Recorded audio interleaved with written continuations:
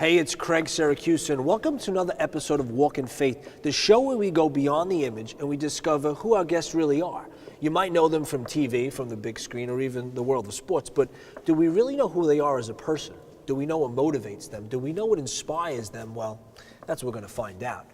Today, we have the rare opportunity to sit down with world-renowned surgeon, Dr. Oz, as well as award-winning producer Devon Franklin. And later in the show, we'll talk to Mario Lopez about his faith and the role of religion in the boxing world. Stick around, walk with us.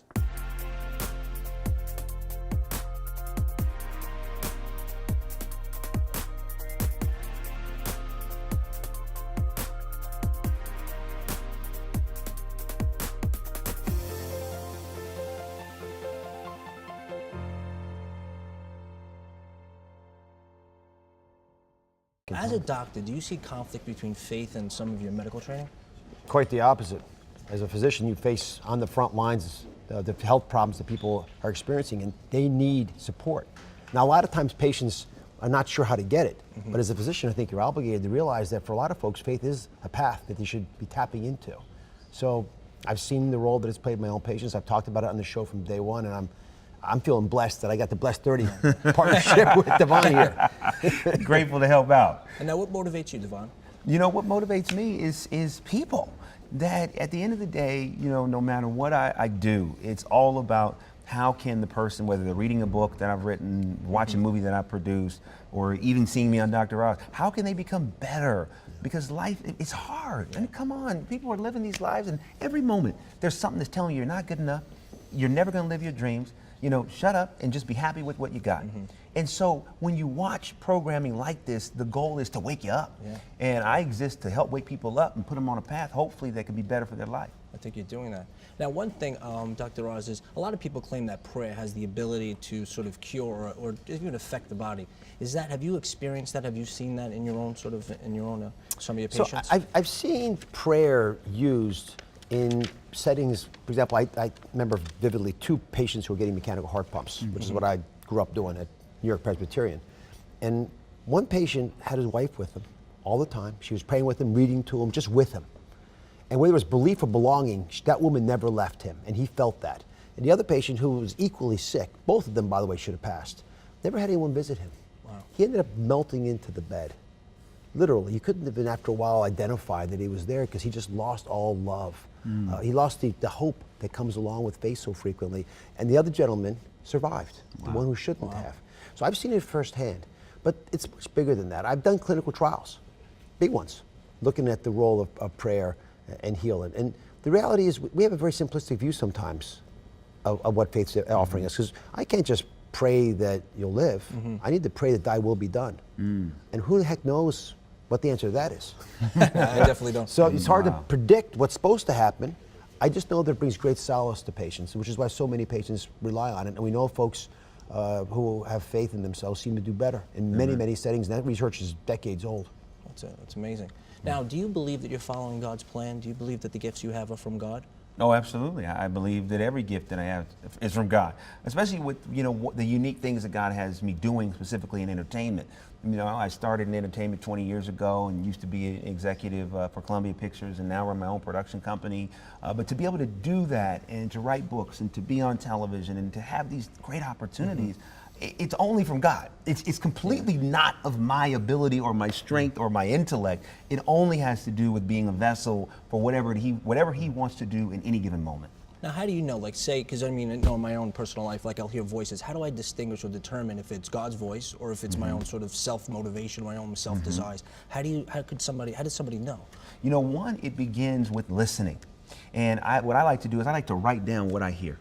I like to write down and say, okay, God, I'm feeling something, I think I'm hearing something, is this you? And then I begin to look for confirmation. And what is surprising to me is that when you write down what you hear and then you look for the signs, you begin to get confirmation. And that is how I begin to listen to God's voice. The other thing is reading the Word. You know, if you have a relationship with Him, you will know His voice. The Bible says that. My children will know my voice. So when you're in the Word and you pray and you make sure you're communicating with Him, you're going to hear it. I mean, there have been things, you know, God said, quit your job. And one of the signs was I said, okay, Lord, you want me to quit my job? No, we're talking, this is a good job, right? Hey, we're making good money. It's a good profile, all this. But then I said, okay, what are the signs? And I could see that the environment corporately was changing, that the power structure was shifting, and that what I was doing, the way I was doing it, wasn't going to be available to me that much longer. And so, but here's the thing, here's the scary part. Faith requires us to do something. And that's where we miss it. Faith without works is dead. So what my works had to be is I had to go into the chairman of Sony Pictures office and tell her, I'm quitting. I want to start my company. I want you to set it up. I didn't know what she was going to say. But you got to put it in action. So that's the thing that we're hoping this programming will do, is motivate action. How do I get control of my life? How do I get control of my faith? And how do I begin to realize that God has a plan? I just need to make sure I'm participating in it. Now, one other question. Now, how would you define sin? And have you ever been, I know you worked in Hollywood, have you ever been in a situation where you had to make decisions that went against your belief system? Yeah, I define sin as, an offense against God. An offense against what He's called us to do and who He's called us to be, and the laws and principles that He's put in the Word that we may choose to go against, or sometimes it happens overtly, sometimes it happens inadvertently. So for me being in Hollywood, I love this question, because so many people think that just because it's Hollywood, that the walk I've had to walk is different. Not so. You could be in ministry and you still have the same temptations in ministry that you have in Hollywood, because this temptation comes from your desire. I can't be tempted by what I don't want to do. I can only be tempted by what I want. And my ambition can put me in a position where I'm very tempted to do a lot of things. We can be tempted to do a lot of things that may work against us. So for me, what I've had to manage, number one, in order to not fall into that trap, is manage what I wanted and challenge myself on why I wanted it. So Hollywood just may be the megaphone for that experience, but it's no different.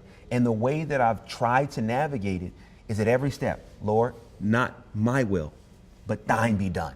Do you want me to do this? Do you want me to do this project? Do you want me to handle this movie? And there have been movies where I have said, I'm not going to work on it. I can't add any value to that, because that doesn't align with what I want to put in the world. And guess what? I didn't get fired for it. They just began to bring me the type of movies I could do, and what came out of that? Heaven is for real. Miracles from heaven. Amazing. You can find a path if you search for it, no matter what you believe. And one thing now, you're very outspoken about your faith. Now, do you think, especially in Hollywood, a lot of people don't sort of identify with the faith. Do you know why? Is there a reason behind that? And do you think that through your actions in the show that you'll be able to inspire other people to speak out about their faith? I think that as people of faith, I think one of the things that I try to do, and I think it's important, just have empathy. We're all trying to figure life out. I mean, that's the truth. We're all trying to figure out, who are we? Why are we put here? What am I supposed to do? So for even those who may not share the same belief system, I empathize and say, hey, I understand. We're all trying to do this, and I'm not going to present myself as, holier than thou, because I have this belief system and you don't. No, I don't do that. Paul says I become who I need to become to reach them, which means I get on their level. I empathize. And I think what's so important about being in Hollywood is that you have an opportunity to partner with so many different types of people. And so you talk about, we're on the Dr. Oz set, we're here, okay? And so to be able to have this conversation and to touch lives and to change hearts and maybe change minds and maybe save someone from how they would have done something differently, that's the real opportunity of all this. And Dr. Oz, what do you think the ultimate plan is for your life? I've always lived my life listening to the calling. I went into medicine, which is still, I think, my primary love in life, because I realized I had the opportunity to do things for people that sometimes they didn't know they needed to have done, but they'd respect me for it. And ultimately, we both loved the experience, and I felt fulfilled every day of that. I start the show every morning remembering what it was like to practice medicine full time. I still operate one day a week, but it reminds me, because we structurally do it almost always the same way. So this is a calling for me. I believe that I have the opportunity to help folks, and I'm blessed to be friends with people who have talents and skill sets that I don't have. And if I can just listen well enough to people who have insights. You talked about the 5 H's today. Yeah. The H, the last one, is humble. Yeah, that's the humility. most important one. If you have some humility, then you listen to people, they'll tell you where to go. And my calling is to make sure I pay attention to those voices. That's great. Thank you so much, guys. Appreciate it. Thank you. Thank you. Thanks very much. After the break, we'll be joined by Mario Lopez, so stay with us. We'll be right back.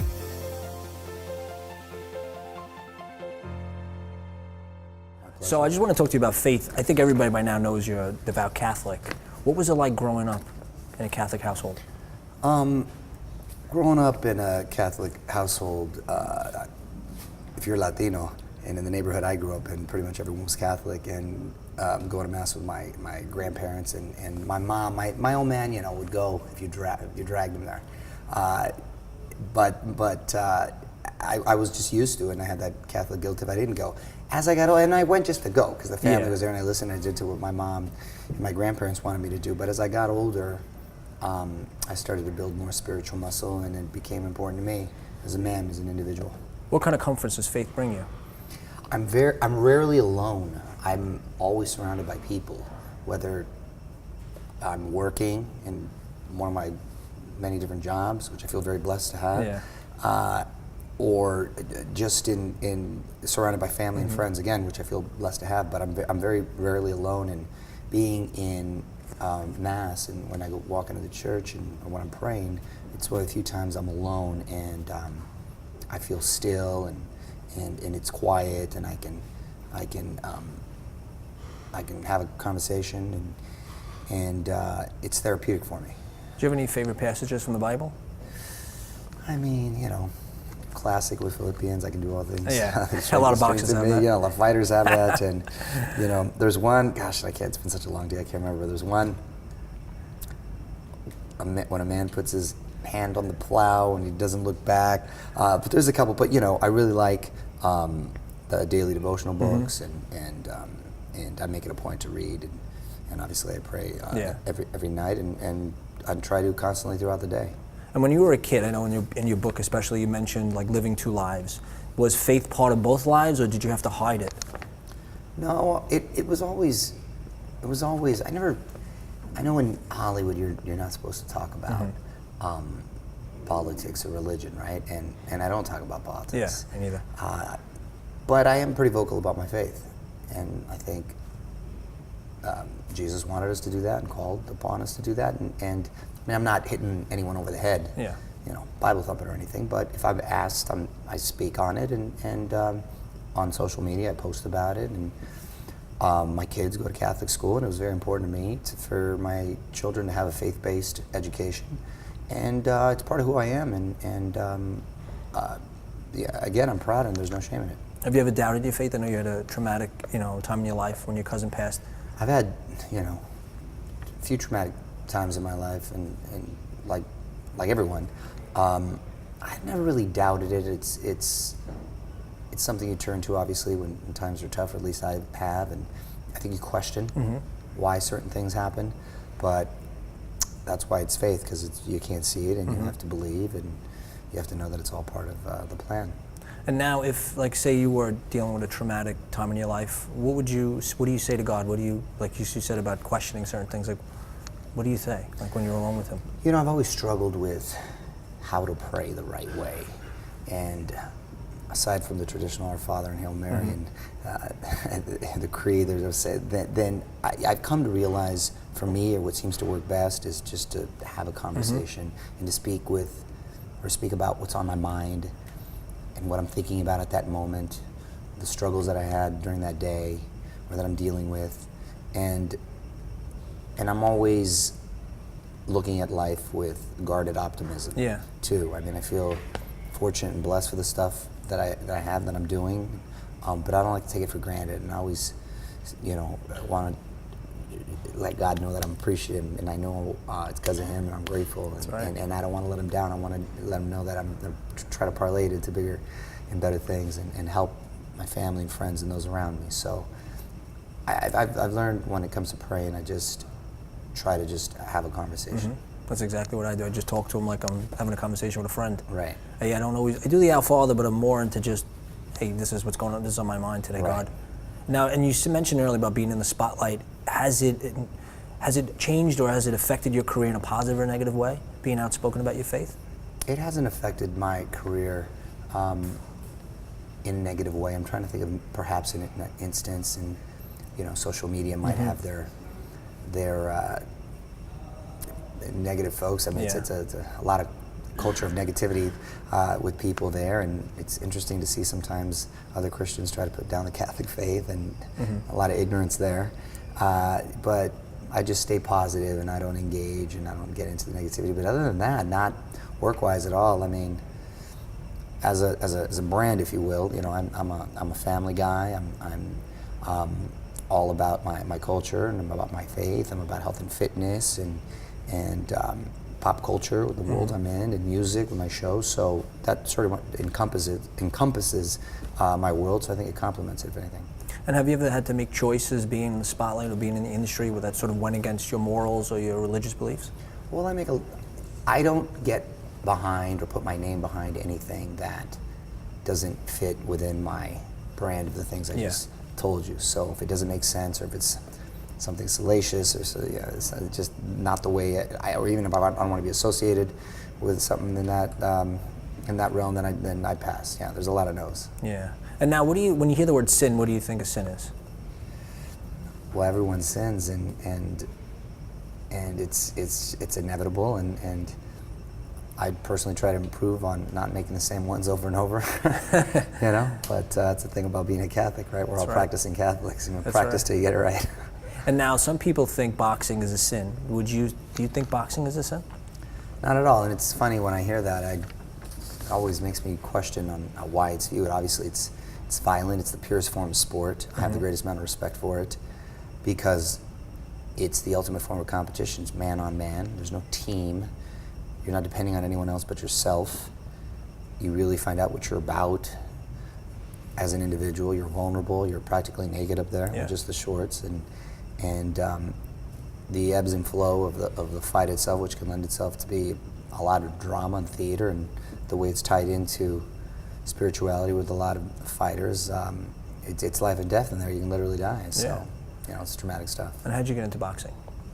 My grandfather was a boxer in Mexico, wow. and it fought a little bit before he went on to have 10 kids, and then literally, wow. and then I've always just gravitated towards a more physical sport. So I've been a wrestler, and I started getting into theater and stuff, and TV stuff. So they discouraged the boxing. So you got to do stuff with your face, and then after wrestling, I needed an outlet. So then I started finally taking up boxing, which is probably not the wisest thing in my line of work, but you know, I still do it. And I'm fighting smokers all the time. I still spar and get in there, and I'm gonna be there later today, and it's just now part of my life. Yeah, I asked Robert yesterday, how is Mario? Is he really good? Because in his book he says, oh, you spoke very highly about your boxing skill, and I was like, is he good? And he said, he's really good. I've only heard great things about your boxing skill. Thanks. Now, what does it do for you emotionally or spiritually, boxing? What does it do for you? Boxing, coincidentally, much like my faith, is one of those other times when I am alone too, and in the gym, and it's more therapeutic and of a stress release for me than anything. And you're never going to be more vulnerable or have a better workout and test yourself more than there. And after I'm trained, and specifically after I've sparred, then I come home, and no matter what happened, then it's Mrs. Lopez isn't going to get on me in any sort of way, and then things aren't kids aren't going to bother me as much. It just compliments me psychologically, spiritually, emotionally, all that stuff. Same here. Whenever I have issues at work, I go to the bag, I punch it, and then sometimes I go home and I'm like, oh, I scarred my hands. And then my wife's like, oh, you must have had a bad day at work today. Now, you met Sean Porter. What was it like when you met Sean and Ken Porter? When I met Sean and Ken, his dad looks like his brother.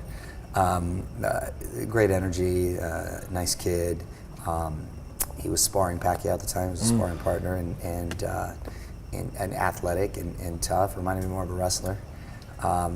So I was happy to see his career come to the point where he is, and he carries himself like a gentleman, which I respect. You think he'd beat Thurman? I did. I had Porter winning the Thurman fight. I thought he was more aggressive and initiated the action and hurt him a couple times. So he's had a very questionable calls on 2 fights, I believe. No, I agree. At the end of the fight, it was beautiful just to see them hug, and then he put something on Twitter about it. The sportsmanship is just right. No, not to take anything away from Thurman, I like him too. Me too. But that was a close fight. I agree. Now, he's very outspoken, Sean, about his faith. Do you think that has a positive or a negative effect on his career? There's a lot of fighters that are outspoken about their faith, from Sean Porter to Manny Pacquiao and all over the world, whatever their faith may be. I think that's part of the sport. I think that's I think that's what's beautiful about it, what's cool about it, and it really resonates. So in his case, and Sean living the way he lives his life, and he's a great representative of that sport, which is very, I mean, if we're honest, a lot of tough kids, shady kids come into the sport. He's like a beacon of light. I agree. Now, he believes that his talents and gifts are from God. Do you believe that personally, and do you believe that that's true within For him or for me? For just in general, like for me, for you, do you believe that sort of God gives you the gifts that you have? I mean, I think the way your life turns out and the abilities or talents, if you will, that you have, I think they are blessings, and I think what you do with them is on you. But yeah, I do believe if you're fortunate to either be blessed with a certain athletic ability or talent, you shouldn't waste it. And how does that talent or gift become a sin? I don't know. How can it become a sin? I think if it's just a disappointment, if it's necessarily a sin, but I think it's almost disrespectful if you waste it. And you mentioned earlier there are a lot of faith-based boxers. Or just why do you think that is? Why are they so drawn to the sport? Is it because of the success, or is it what is the connection? Well, I think no other sport, death is so present. You can literally die in the ring. So you go in there knowing that, and I think when death is present, you get close to God real quick. Yeah. And I think it's as simple as that. Now, if you could meet anyone in the whole world, who would it be? If I could meet anyone, and I've interviewed a lot of celebrities, hosting my show now for 8-9 years, I really want to meet Pope Francis. Really want to meet Pope Francis. I want a picture. Obviously a blessing. What would you say to him? Because I know I asked you on the phone. What would you say to the Pope? The funny thing is I never get tongue-tied or have a difficulty making conversation. I don't know what I would say. Pleasure to meet you. Obviously, it's scary. Other than that, I'd ask for a blessing, I'd ask for a picture. You would ask all that? Of course. I gotta blow my ass shot. When I met him, I was like, I don't know what I said. I can't remember what I said. It was, and then definitely one of the best moments of my life. Now Pope Francis? He met with Sergio Martinez. Do you think he's a fan of boxing? What would you think? I think Pope Francis is a fan of boxing. He's got pictures with Sergio Martinez. He's got pictures with Suleiman. He's got pictures with a belt. Yeah. In the country, they've produced some great fighters that he's from in Argentina, from Maidana to Sergio Martinez to Lucas Matisse, and goes on and on from back in the day. And much like soccer, I think he has an appreciation for it and getting respect. I agree. He mentioned even Canelo's fight. He had a nice quote about that. There's a quote that I got from the Vatican where he says, if somebody said something to my mother, I'd punch him in the face. And it's from the Pope, and I'm like, whoa. Awesome. And it was a reference from boxing, and I was like, that's amazing to hear Pope Francis say that, something like that, right? It is. What do you think the ultimate plan is for your life? Well, the ultimate plan for my life, I just try to be, I want to be a good person first, and a good father, a good husband. I try to work hard. I try to stay focused and do the right thing, and I hope God has the right plan for me as far as being able to take care of my family, which is my top priority. So I'm just trying to, keep the nose to the ground and truck it along. And what are you most thankful for? I'm most thankful for my health, my family, the opportunity to work with great people and to create opportunities for others. And those are probably the top things. When you're alone, right, what do you pray for, like that nobody knows about? Is there something that you always just... When I'm alone, I always pray for, I always pray alone, first of all. But when I pray, I always ask for strength to be disciplined. And I'm talking everything from like trying to eat right, sleeping right, training right, working right, living right, doing the right things. For strength to be a good husband, a good father, for my kids, to help me be the best provider that I can for them too, and just for strength to just approach life every day in the right way and be able to overcome these struggles or temptations. And just, if you were to die tomorrow, do you think God would be happy with the way you lived your life? I think he'd know that I made an honest effort. I think so. I'd like to think, yes. And do you have any regrets at all? Oh, I have a lot of regrets, just like I'm sure a lot of people do. There's a lot of do-overs I'd like, but I think, like anyone, you have regrets, but you learn from your mistakes, and sometimes you got to learn your lessons the hard way, and I did on mine. But I feel I have learned them, and sometimes you take a step back, but then you take 2 steps forward. So life's not easy. But No. You do what you got to do. Yeah. Thank you for really sitting got it. down with me. I appreciate it. No, thank you. No That's problem. really My cool. pleasure.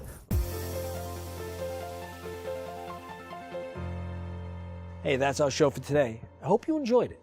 Always remember, we have the ability to inspire and evangelize through our words and actions. Till next time, thanks for walking with us.